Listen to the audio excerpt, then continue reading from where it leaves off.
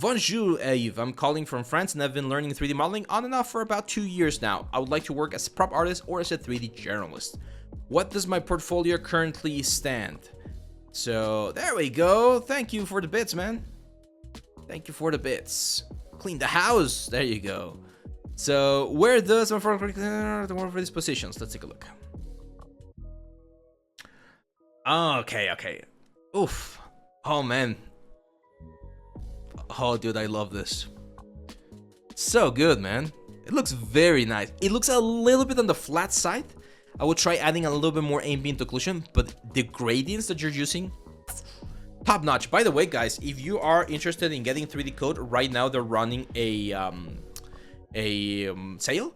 3D code is the full version of the software, so it's gonna have like, and this is not sponsored or anything, it's just like a good software. So 3D code is gonna have the modeling, sculpting, and all that stuff. I personally did not get that one. I personally have been paying my 3D code textura license, which is for texturing. So this is like the competition to Substance Painter. I still use Substance Painter, but for hand paint to texture, this one's really good. And as I was mentioning, right now it has a discount, so you can get lifetime access for 98 euros.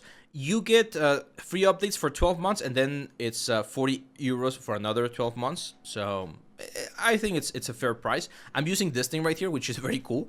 It's rent to own, so you just pay 21 euros for 7 months, which is of course a little bit above this one right here. It's close to this one. But you get the license and it's a little bit easier to pay, right? It's kind of like monthly installments.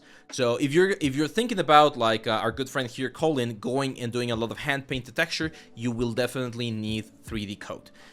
So Colin, I think you have a good grasp on stuff. Like this one looks really nice. Nice wireframe, good poly count, good bakes. My advice is, again, you need, first of all, I would tell you to decide whether you want to go stylized or realistic, because you have a little bit of everything, and that's good for having a good amount of range, but it's also one of those things that you might need to focus a little bit more. If you want to go realistic, you need more realistic stuff, and if you want to go stylized, you need a more stylized stuff. Now, here's something that not a lot of people do. When you think about props, a lot of people only think about guns and weapons. That's usually the thought process behind people.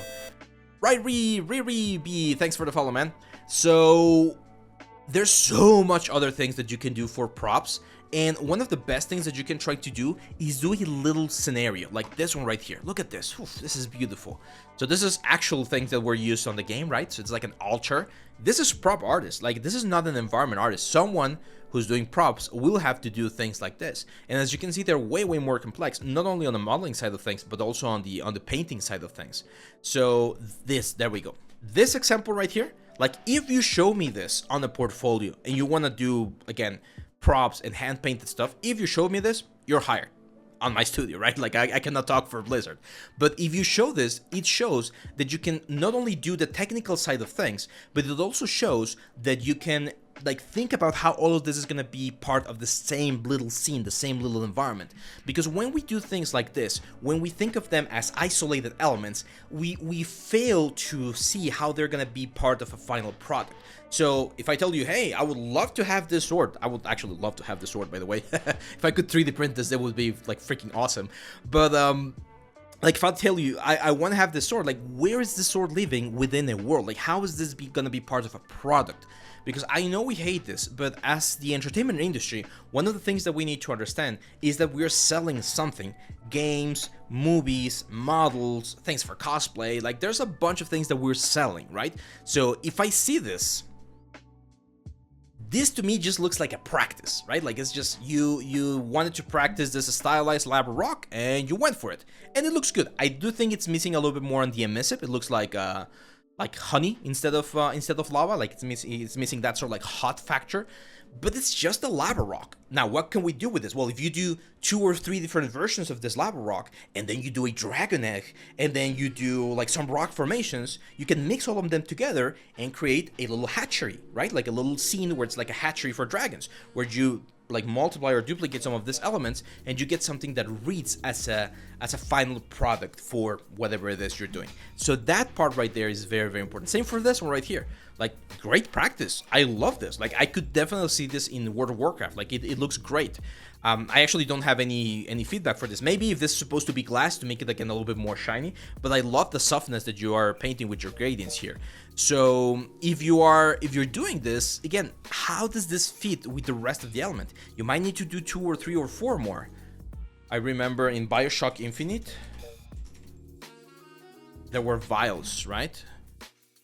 Like this one. So it's the same thing I tell, like someone did one of this a long time ago in a portfolio. I don't remember what it was. I think it was a Krauss vial. It was like, hey, okay, you want to do the vials from BioShock Infinite in your own style or with your own twist? Fine, but do all of them.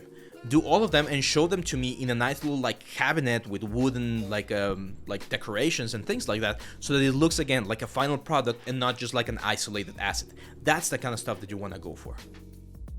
Linda House says, sorry, really random, but I have a question. Can you move your objects with the move brush in ZBrush after doing UVs? Asking because of yeah, of course, man.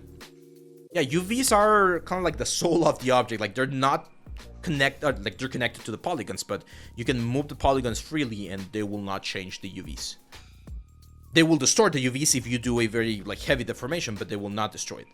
But other than that, Colin, this is really, really good. I like it. Again, you need more complex stuff and more like complete scenes. Hopefully that helps you. Let's go for the next one. How are we doing, guys? All good so far? All good? YouTube? You've been quiet. Am I being boring or am I being too intense right now?